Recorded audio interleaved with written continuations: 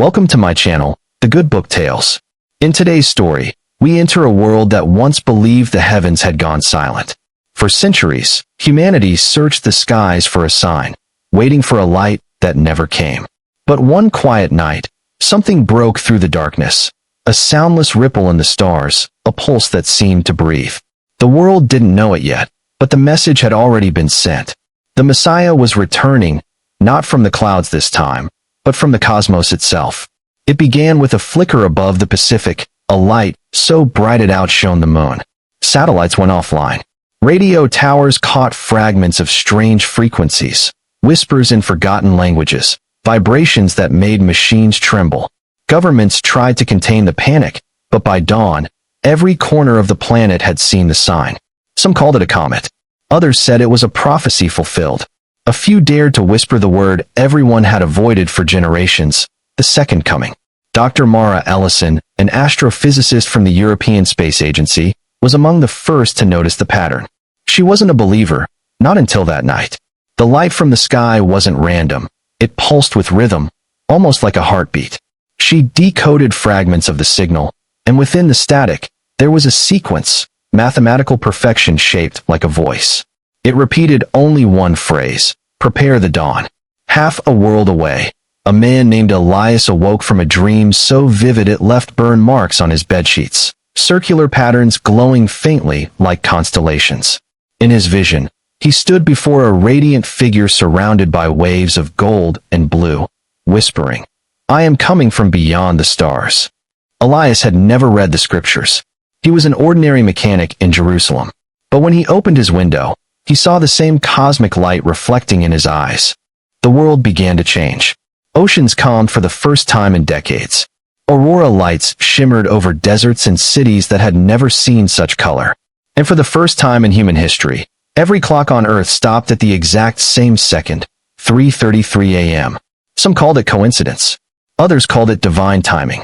But for those who had felt the pulse, it was the moment they knew something, or someone, was returning.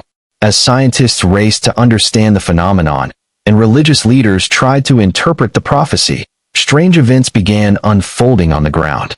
People started hearing voices in dreams, receiving visions of light falling like rain. And in the heart of the Sahara, a new star appeared, not in the sky, but on the earth itself, burning brighter each night. And on the seventh night, from within that blinding light, a silhouette began to move. A figure stepped forward, human, yet not entirely of this world. The cameras caught only a glimpse before the feed went black. The Messiah had returned, but not everyone was ready to believe. The footage lasted less than 5 seconds, but it was enough to set the world on fire. Across every news network, screens replayed the blurry silhouette emerging from the Sahara light. The shape looked human, but its movement was slow, graceful, almost like time itself was bending around it. Governments called it a meteorological anomaly, but no one believed that.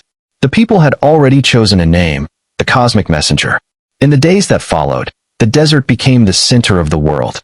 Thousands traveled across continents, risking their lives to see what they called the second coming.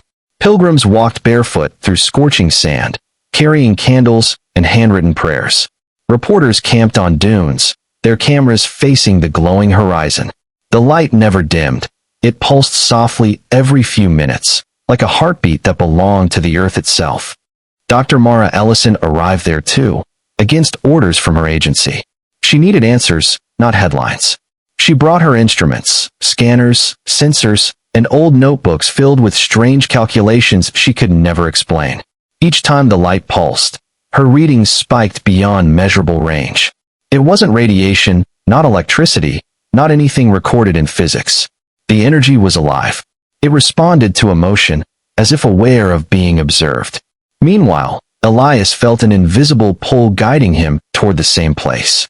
His dreams had grown stronger, filled with symbols, spirals of light, fragments of ancient songs, faces he'd never seen before. He didn't know why he trusted them, but every time he ignored a dream, something in the world changed. Rivers reversed flow. Birds flew at night. People he met told him they had dreamed of him too. When he finally reached the edge of the Sahara, he saw the light with his own eyes. It wasn't blinding as he expected. It was beautiful, calm, almost familiar. He whispered the phrase from his dream, "I am coming from beyond the stars," and the pulse of the light quickened, like it recognized his voice. Soldiers surrounded the area, claiming it was under investigation, but even they seemed uncertain of what they were guarding. One of them told Mara quietly, "It speaks sometimes, not in words, but in feelings." That night, the wind carried a strange hum through the desert, deep, rhythmic, and almost human. Cameras failed again. GPS signals vanished. And for a brief moment, everyone standing under the cosmic light felt something ancient awaken inside them, as if the universe itself was remembering its promise. No one could explain what was happening, but one thing was clear: this was not just a visitation. It was a beginning, and the real story of the Messiah's return was only about to unfold. Within days, the desert became divided. On one side stood those who believed the cosmic light was divine, proof that the second coming had arrived. On the other were those who saw it as a threat, a phenomenon that defied human control and reason. Scientists argued on live broadcasts, religious leaders debated ancient prophecies, and the world's governments quietly prepared for the unknown. Every nation wanted answers, but no one could agree on what they were facing. Dr. Mara Ellison found herself trapped between truth and secrecy. Her research showed that the energy coming from the Sahara wasn't just light. It was communicating, adapting. Each pulse carried frequencies that mirrored human brain patterns. She realized, in a moment of fear and wonder, that the phenomenon might be reading humanity itself. But her agency silenced her findings, warning her that public panic could destroy global order. Still, late at night, she kept decoding the patterns, desperate to understand who, or what, was speaking through the stars. Elias, on the other hand, was no scientist. Yet everywhere he went, strange coincidences followed. People claimed their illnesses vanished after meeting him. Others accused him of being a fraud. The media called him the witness. Some worshipped him. Others wanted him gone. He never asked for it. But something inside him was changing. His dreams were no longer dreams, but visions that felt shared, as if millions were seeing through his eyes. As fear grew, reports of the same light began appearing in other parts of the world, over oceans, mountain peaks, even cities. The pulse was spreading, sinking across the planet. And though no one could explain why, every pulse now carried a sound, a faint whisper beneath the static. It spoke a single word in every language known to man: awaken. The world was no longer the same. Each night, the cosmic pulse grew stronger, shaking windows and making compasses spin. The whispers that once felt distant now echoed inside people's minds. Across cities, crowds gathered under the open sky, waiting for the light to speak again. Some cried out in hope, others in fear, and still, no one understood what the word awaken truly meant. Dr. Mara Ellison hadn't slept in days. Her data now showed something terrifying. The signals were aligning with human heartbeats. The entire planet's pulse was syncing with the energy from the cosmos. She realized that the light wasn't just contacting humanity, it was becoming part of it. Her voice trembled as she recorded her final note. If this continues, consciousness itself may change. We are not observers anymore. We are participants. But before she could send her message, every device in her lab flickered and died. In the desert, Elias stood before the blinding light once more. Thousands surrounded him, silent, waiting. The air was thick with electricity, the sand vibrating under their feet. The figure within the light had grown clearer, tall, radiant, with eyes like the reflection of the stars themselves. It raised its hand slowly, and the pulse intensified until the world seemed to stop breathing. Airplanes fell silent. Oceans froze midwave. Time itself hesitated. Elias heard the voice again, clearer than ever, resonating inside every soul around him. Asterisk, the time of separation is over. Asterisk, his chest tightened. He felt every heartbeat on Earth merging into one rhythm. Mara, watching from her darkened lab, whispered in disbelief, "It's happening now." And just as the light reached its brightest point, the world was consumed by silence. A silence so deep it felt like the universe was holding its breath, waiting for what came next. The silence stretched for what felt like eternity. No sound, no wind, not even a breath. Then, all at once, the sky split open, not with thunder or fire, but but with a deep, resonant hum that seemed to rise from beneath the earth. The light in the desert flickered violently, and the figure that everyone believed to be the Messiah began to change. Its glow dimmed, its form blurred, and for a moment, it looked less like a savior and more like a reflection, a mirror image of humanity itself. Dr. Mara Ellison stared at her monitor as it flickered back to life. The readings were no longer random. They were forming a map, a network of lights connecting every major city across the globe. Each point pulsed in sync with the cosmic frequency, linking billions of people together in an invisible web. Her realization struck like lightning. The phenomenon wasn't descending from the cosmos anymore. It was rising from within humanity. Whatever had arrived was awakening something that had always been inside them. Elias felt it too. His thoughts no longer felt like his own. He could sense the emotions of the crowd, fear, awe, hope, all merging into one overwhelming tide. The voice spoke again, but now it wasn't just in his mind. It echoed from every person standing in the desert. Asterisk, you are the bridge between the stars and the dust. Asterisk, the words vibrated through the ground, shaking the very air. Then, a sudden surge of light erupted from the Earth's core, shooting upward into the sky. Satellites began to fall, one after another, glowing trails across the night. Around the world, people collapsed as visions flooded their minds. Images of galaxies, ancient civilizations, and beings of light guiding humanity since the dawn of time. The truth that had been hidden was beginning to unfold, and it was more than anyone was prepared for. In the chaos, Mara received a transmission, faint, trembling, and impossible. It was her own voice, recorded days before, speaking words she had never said. Asterisk, the Messiah is not returning to us. We are returning to him. Asterisk. She froze, realizing the message wasn't a prophecy. It was a warning. The second coming wasn't about a single being descending from the cosmos. It was about humanity ascending to meet something far greater, something that demanded a choice. And as the light consumed the horizon once again, the world braced for the moment that choice would be made. The world trembled as the cosmic light reached its peak, spilling across continents like dawn breaking through eternity. Every living soul could feel it, a pull deep inside, as if the universe itself was calling them home.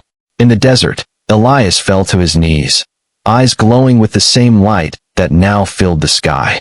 Around him, the crowd stood frozen, caught between awe and terror. The figure of light extended its hand toward him, and the pulse stopped. For a single heartbeat, the world stood completely still. Dr. Mara Ellison, watching from her control room, finally understood the pattern that had haunted her for months. The frequencies weren't signals from the cosmos. They were coordinates. Not of a place, but of a moment in time. The second coming wasn't an arrival. It was an awakening. Humanity was standing at the point where science and spirit met, where creation could choose its own direction. She whispered, almost to herself, "It's not coming to us. It's unlocking us." In that instant, the light consumed everything. People all over the world found themselves standing within the same vision, a boundless field of stars, where every human heart shone like a sun. The voice spoke again, but this time it was soft, human, and familiar. Asterisk, you have always looked for me in the heavens, but I have always been within you. Asterisk. Elias rose slowly, realizing the figure of light was now mirroring him perfectly, every movement, every breath. When he reached out his hand, their fingers touched, and the illusion shattered like glass. The figure vanished. The light faded. The desert was silent again. But when the world returned to normal, everything had changed.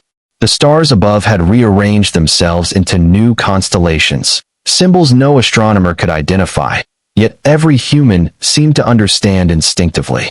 Technology reignited. On its own, but now every signal, every device, carried the same unknown symbol in its code. Mara's voice echoed through the transmission lines, calm yet filled with wonder. "The Messiah didn't return from the cosmos," she said softly. "We became the messengers." And as the camera feed faded to black, the final pulse flashed one last time across the sky, brief, brilliant, and unmistakably human. The morning after the final pulse, the world woke to a strange stillness. The desert that had once glowed with cosmic light was now quiet. the sand cool beneath a sky clearer than anyone had ever seen. The news called it the Great Silence. For the first time in generations, there were no wars, no riots, no noise of conflict. People stepped outside their homes and simply looked up, feeling a calm they couldn't explain. It was as if something deep within the human heart had been reset. Dr. Mara Ellison stood at the edge of the now darkened crater, her instruments useless but her spirit alive. The data she had gathered meant nothing anymore, not in the scientific sense. Yet, somehow, she knew it had served its purpose. Humanity had witnessed the impossible, and in that moment, realized that the divine and the cosmic were not separate at all. The second coming wasn't a return from the stars. It was a rediscovery of light within each person. She smiled faintly, whispering to the wind.